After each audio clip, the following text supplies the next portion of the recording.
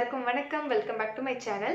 இன்னைக்கு hair removal cream தான் வீட்டிலே வந்துட்டு எப்படி பண்ணுறதுன்னு பார்க்க போகிறோம். இந்த க்ரீம் வந்துட்டு நான் பேரியம் சல்பேட் வச்சு தான் பண்ணியிருக்கேன். ஆல்ரெடி நம்ம வந்துட்டு ஒரு வேக்ஸ் பவுடர் வீடியோ போட்டிருக்கோம், அதையும் பாருங்கள். அதில் கூட நம்ம வாட்டர்லாம் மிக்ஸ் பண்ணி தான் யூஸ் பண்ணணும். இது வந்துட்டு டைரெக்டாகவே நம்ம ஈஸியாக யூஸ் பண்ணிக்கலாம். கடைகளில் வாங்குற க்ரீம் மாதிரியே தான் அப்ளை பண்ணிவிட்டு ஒரு 10 மினிட்ஸ் கழித்து வாஷ் பண்ணோம்னா ஹேர்ஸ் எல்லாமே ரிமூவ் ஆயிடுது. நான் வந்து ட்ரை பண்ணி பார்த்தேன், எந்த ஒரு இரிட்டேஷனும் அலர்ஜி எதுவுமே எனக்கு ஆகலை. ஸோ தாராளமாக நீங்களும் ட்ரை பண்ணலாம். ஸோ வாங்க இந்த ஹேர் ரிமூவல் க்ரீம் வந்துட்டு வீட்டில் எப்படி பண்ணுறதுன்னு பார்க்கலாம். ஃபர்ஸ்ட் வந்துட்டு ஒரு ஸ்டீல் வெசல் எடுத்துக்கோங்க. இது வந்து நம்ம ஆயில் கண்டென்ட்டெல்லாம் மெஷர் பண்ணுறதுக்காக எடுத்துக்கிறோம். இன்றைக்கி இந்த க்ரீம் பண்ணுறதுக்கு நான் வந்துட்டு ஸ்டீரிக் ஆசிட் தான் எடுத்து யூஸ் பண்ணுறேன். இந்த ஸ்டீரிக் ஆசிட் வந்துட்டு ஒரு 8 கிராம் அளவுக்கு போட்டுக்கோங்க. இதுதான் வந்துட்டு நம்ம ஆட் பண்ணுற வாட்டரெல்லாம் க்ரீமாக பண்ணுறதுக்கு பேஸாக நம்ம யூஸ் பண்ண போகிறோம். இது கூட வந்துட்டு நான் என்ன ஆட் பண்ணுறேன்னா ஈவேக்ஸ் வந்துட்டு ஆட் பண்ணுறேன். ஈவேக்ஸ் வந்துட்டு ஒரு 4 கிராம் அளவுக்கு எடுத்துக்கோங்க. இது வந்துட்டு உங்கள் திக்னஸ்க்கு ஏற்ற மாதிரி நீங்கள் இன்க்ரீஸ் பண்ணி டிக்ரீஸ் பண்ணிக்கலாம். மொத்தத்துக்கு ஈவெக்ஸ் 4 கிராம் போதும். டோட்டலாக நம்ம இந்த எமல்சிஃபையர் எவ்வளோ எடுக்கிறோம்னா 12 கிராம்ஸ் எடுத்துக்கிறோம். எமல்சிஃபையர்னால் நம்ம ஆட் பண்ணுற வாட்டர் வந்துட்டு க்ரீமுக்கு சேஞ்ச் பண்ணுறதுக்காக இந்த ஸ்டீரிக் ஆசிடும் ஈவேக்ஸும் எடுத்துக்கிறோம். இப்போது இது கூட வந்துட்டு ஆயில் வந்துட்டு உங்கள்கிட்ட என்ன எண்ணெய் இருக்கோ அதில் ஒரு 10 ml அளவுக்கு ஆட் பண்ணிக்கோங்க. இன்றைக்கி நான் கோகனட் ஆயில் வச்சு தான் இதை பண்ண போகிறேன். கோகனட் ஆயில் வந்துட்டு ஒரு 10 mlக்கு நான் எடுத்துக்கிட்டேன். இதுக்கு பதிலாக நீங்கள் jojoba oil, almond oil, olive oil அந்த மாதிரி கூட நீங்கள் யூஸ் பண்ணிக்கலாம். இது வந்துட்டு நம்ம பாடிக்கு தானே யூஸ் பண்ணுறோம். ஸோ அதனால நான் கோகனட் ஆயிலே போதும்னு சொல்லிட்டு இதை வச்சு தான் நான் யூஸ் பண்ணுறேன். அப்புறம் வந்து நம்மளோட ஆயில் பேஸ்ட் வந்துட்டு ரெடி. இதை வந்துட்டு ஒரு பக்கமாக எடுத்து வச்சுக்கோங்க. அடுத்து நம்ம வாட்டர் கண்டென்ட் வந்துட்டு மெஷர் பண்ணணும். இன்னொரு பவுல் வந்துட்டு இதே மாதிரி எடுத்துக்கோங்க. இது வந்து வாட்டர் லெவலெல்லாம் நம்ம மெஷர் பண்ணுறதுக்கு இன்றைக்கி வந்து நான் டிஎம் வாட்டர் ஒரு 50 to 60 ml அளவுக்கு எடுத்துக்கலாம். இன்றைக்கி நான் வந்து எவ்வளோ எடுத்துருக்கிறேன்னா 60 ml அளவுக்கு எடுத்துக்கிறேன். நீங்கள் வந்துட்டு 50 to 60 எவ்வளோ எடுத்திங்கனாலும் ஓகே, அதுக்கு மேலே எடுக்க வேண்டாம். ரொம்ப அப்புறம் வந்துட்டு தண்ணியாட்டம் ஆகிடும். இது கூட வந்துட்டு கிளிசரின் வந்து ஒரு 5 ml ஆட் பண்ணிக்கிறேன். கிளிசரின் வந்துட்டு எதுக்குன்னா மாய்ஸ்சரைசிங்காக ஆட் பண்ணுறேன். கூடவே வந்துட்டு டைட்டானியம் டை ஆக்சைடு ஆட் பண்ணுறேன். இது வந்துட்டு 0.5 கிராம்ஸ் போதும். இது வந்து நம்ம ஸ்கின் வந்துட்டு சன்லேருந்து ப்ரொடெக்ட் பண்ணுறதுக்காக இதை நான் வந்து யூஸ் பண்ணிக்கிறேன். இப்போது இதை நல்லா மிக்ஸ் பண்ணி விட்டுட்டு ஹீட் பண்ண ஸ்டார்ட் பண்ணிக்கலாம். லைட்டாக லோ ஃப்ளேமில் ஒரு 5 மினிட்ஸ் கூட வேணாம், ஒரு 2 to 3 மினிட்ஸ் வந்துட்டு நல்லா ஹீட் பண்ணி எடுத்து வச்சுக்கலாம். எப்பயுமே எதுவாக இருந்தாலும் நீங்கள் லோ ஃப்ளேமில் தான் வச்சு பண்ணணும். ஸோ லோ ஃப்ளேம்லேயே வச்சுட்டு லைட்டாக ஹீட் பண்ணிவிட்டு இதை எடுத்து ஒரு பக்கமாக வச்சுக்கலாம்.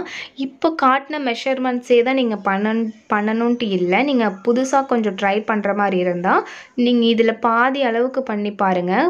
இல்லைன்னா கொஞ்சமான அளவில் பண்ணிவிட்டு யூஸ் பண்ணிவிட்டு உங்களுக்கு நல்லா இருந்துச்சு அப்படின்னா நீங்கள் இந்த சொல்லியிருக்க மெஷர்மெண்ட்டுக்கு நீங்கள் பண்ணிக்கலாம்.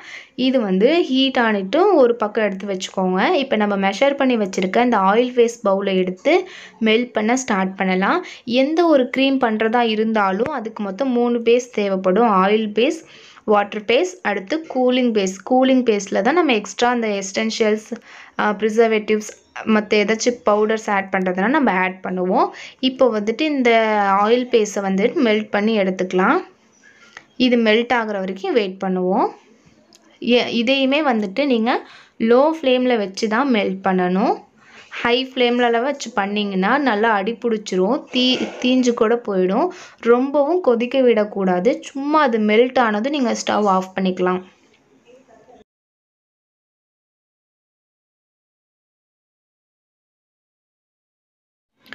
இப்போ வந்துட்டு இந்த நம்ம போட்டிருக்க ஆயில் பேஸ்லாமே மெல்ட் ஆகிடுச்சு. இப்போ ஸ்டவ் ஆஃப் பண்ணிக்கலாம்.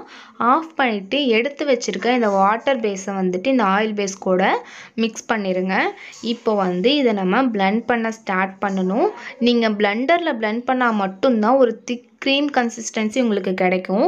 நீங்கள் ஹேண்ட் பிளெண்டர் வச்சோ இல்லை ஸ்பூன் வச்சோலாம் பிளெண்ட் பண்ணிங்கன்னா ஒரு ஃபுல் க்ரீமி கன்சிஸ்டன்சி திக்காக உங்களுக்கு கிடைக்காது, திரிஞ்சு கிடைக்கும். ஸோ இந்த மாதிரி ஒரு எலக்ட்ரிக் பிளெண்டர் இருந்துச்சுன்னா அதை வச்சு நல்லா பிளெண்ட் பண்ணுங்கள். ஸ்டார்டிங்கில் வந்துட்டு இது தண்ணி மாதிரி தான் இருக்கும், ஹீட் வந்துட்டு ரொம்ப இருக்கும். ஏன்னா இது நல்லா ஹீட் பண்ணதுமே நம்ம இதில் ஆட் பண்ணிட்டோம் இல்லையா, ஸோ ஹீட்டாக இருக்கும், தண்ணியாக தான் இருக்கும். பட் நீங்கள் பிளெண்ட் பண்ணவும் அந்த ஹீட் வந்துட்டு ரெடியூஸ் ஆக இந்த வாட்டர் வந்துட்டு நல்லா க்ரீம் கன்சிஸ்டன்சிக்கு சேஞ்ச் ஆகிடும். ஸோ நீங்கள் விடாமல் பிளெண்ட் பண்ணிக்கிட்டே இருக்கணும். விட்டுட்டிங்கன்னா அப்படியே திரியாக அங்கங்கே கட்டியாக நிற்கும்.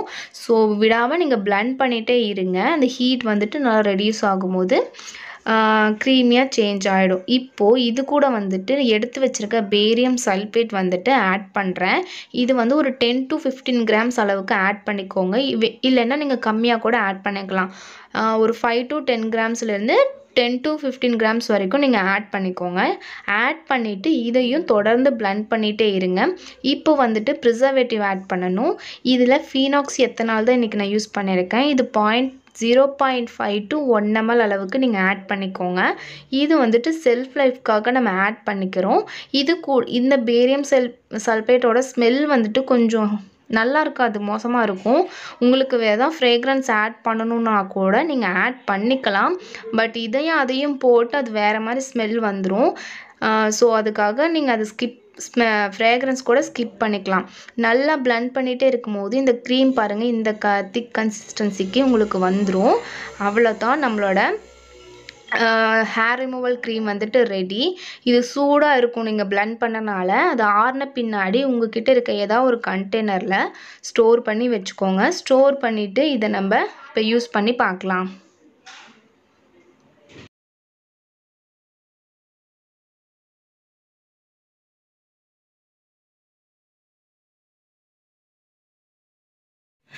கண்டெய்னரில் ஸ்டோர் பண்ணிட்டோம். இப்போ நம்ம ரெடி பண்ணி இந்த ஹேர் ரிமூவல் க்ரீமை ட்ரை பண்ணி பார்க்கலாம். இந்த மாதிரி ஏதாவது ஒரு ஸ்டிக்கோ ப்ரஷ்ஷோ அந்த மாதிரி எடுத்து ட்ரை பண்ணுங்கள். ஃபர்ஸ்ட் நான் என்னோடய காலில் தான் அப்ளை பண்ணி பார்க்குறேன். எனக்கு ஏதாவது இதில் அலர்ஜி இருக்குது, இரிட்டேஷன் இருக்குது அப்படின்னு இருந்தால் மட்டும், இல்லைன்னா நான் ஃபுல் பாடிக்கு அப்ளை பண்ணி பார்க்கலாம். நான் காலில் அப்ளை பண்ணி யூஸ் பண்ணி பார்த்தேன். எனக்கு எந்த ஒரு அலர்ஜியும் இரிட்டேஷன் பெயின் எதுவுமே எனக்கு இல்லை. ஸோ அதனால தான் நான் ஃபஸ்ட்டு காலில் வந்துட்டு ஒரு பேட்ச் டெஸ்ட் பண்ணேன். நீங்களும் அதே மாதிரி தான் இந்த க்ரீம் ப்ரிப்பேர் பண்ணிவிட்டு நீங்கள் யூஸ் பண்ணுற மாதிரி இருந்தால் கால்லையோ எங்கேயோ கையிலையோ சின்னதாக ஒரு பிளேஸில் பேட்ச் டெஸ்ட் பண்ணிவிட்டு யூஸ் பண்ணி பாருங்கள். இந்த க்ரீம் வந்து அப்ளை பண்ணிவிட்டு ஒரு 10 மினிட்ஸ் கழித்து எப்படி இருக்குதுன்னு பார்ப்போம். நான் அப்படி தான் ஒரு 10 மினிட்ஸ்லேயே வந்துட்டு ஹேரெல்லாம் நல்லா ரிமூவ் ஆக ஆரம்பிச்சிருச்சு. இப்போது எனக்கு ஒரு 5 to 10 மினிட்ஸ் கழித்து பார்த்தா நல்ல ஹேர்ஸ் எல்லாமே போகிற மாதிரி, இந்த கடைகளில் வாங்குற க்ரீம் யூஸ் பண்ணால் எப்படி இருக்கும் அந்த மாதிரி தான் இருந்துச்சு. அப்புறம் இந்த மாதிரி ஒரு அதே ஸ்டிக் வச்சு நான் ஆப்போசிட் டைரக்ஷனில் வைப் பண்ணி எடுத்துருங்க. ஐஸ்கிரீம் ஸ்டிக்கு, ப்ரஷ்ஷு அந்த மாதிரி ஏதாவது ஒரு ஸ்டிக் இருந்துச்சுன்னா இந்த மாதிரி வைப் பண்ணி எடுத்துட்டு வெட் கிளாத் எடுத்து க்ளீன் பண்ணி எடுத்துருங்க. அவ்வளோதான், ரொம்ப ஈஸியாக இருந்துச்சு. க்ரீம் ரெடி பண்ண பின்னாடி ஸ்மெல் வந்துட்டு ரொம்ப ஹெவியாலாம் இல்லை, நார்மலாக தான் இருந்துச்சு. ஸோ நீங்களும் தாராளமாக ட்ரை பண்ணலாம். நீங்கள் ஃபுல் பாடிக்கு அப்ளை பண்ணுறதுக்கு முன்னாடி எங்கேயோ காலில் இது ஒரு பேட்ச் டெஸ்ட் பண்ணிவிட்டு நீங்கள் ஃபுல் பாடிக்கு அப்ளை பண்ணிக்கோங்க. இந்த மாதிரி க்ரீம் போட்ட பின்னாடி ஈரத்துணி எடுத்து நல்லா தொடச்சி எடுத்துருங்க. அவ்வளோதான், நம்மளோட வேக்ஸ் க்ரீம் வந்துட்டு ரெடி. இது நல்லாவே ஹேர்ஸ் எல்லாம் ரிமூவ் ஆகிடுச்சு. எனக்கு பார்த்தாலே தெரிஞ்சிச்சு, ரிசல்ட் நல்லாவே இருந்துச்சு. ஸ்கின்னும் வந்துட்டு ரொம்ப சாஃப்டாக தான் இருந்துச்சு. எந்த ஒரு இரிட்டேஷன், அலர்ஜி எதுவுமே எனக்கு ஆகலை. ஸோ நீங்களும் தாராளமாக ட்ரை பண்ணலாம். அண்ட் அவ்வளோதான், இப்போ பார்த்து இந்த ஹேர் ரிமூவல் க்ரீம் வீடியோ உங்களுக்கு பிடிச்சிருந்தா மறக்காமல் நம்ம சேனலை லைக் பண்ணுங்கள், ஷேர் பண்ணுங்கள், சப்ஸ்கிரைப் பண்ணுங்கள். அண்ட் கூடவே இருக்க பெல் ஐக்கானையும் டேப் பண்ணுங்கள். அண்ட் தேங்க்ஸ் ஃபார் வாட்சிங்.